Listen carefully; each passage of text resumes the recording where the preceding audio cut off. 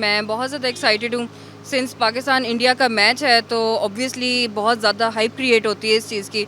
तो मेरा तो अपनी फैमिली के साथ देखने का प्लान है और इंशाल्लाह जो है पूरी उम्मीद के साथ पाकिस्तान ज़रूर जीतेगा। इंशाल्लाह हम जीतेंगे क्योंकि पाकिस्तान की बैटिंग बहुत अच्छी गई है पिछले 2 मैचेज़ में और उनकी बॉलिंग भी बहुत अच्छी गई है। लास्ट टाइम श्रीलंका के साथ जो मैच हुआ है उसमें उन्होंने बहुत अच्छी बैटिंग और बॉलिंग की है जिस वजह से हमने इतना बड़ा हाई रिकॉर्ड चेस किया था। मेरे जो फेवरेट प्लेयर्स हैं उनसे यही दुआ है कि रिजवान भाई के इस दफ़ा 200 से अबव बनाएं और शाहीन शाह अफरीदी ऑल ओवर सबको आउट करें। पाकिस्तान के मैच के लिए बहुत एक्साइटेड हूँ। होप सो कि पाकिस्तान जीत जाए। शाहीन की बॉलिंग के लिए बहुत एक्साइटेड है हम। जिस तरह मैच होने जा रहा है इंशाल्लाह हम उनको उनकी ज़मीन पर ही धो के आएंगे और सबसे ज़्यादा जो उम्मीद है ना इस टाइम हमें मोहम्मद रिजवान से चल रही है और बाबर आजम जो कि मेरे सबसे ज़्यादा फेवरेट हैं।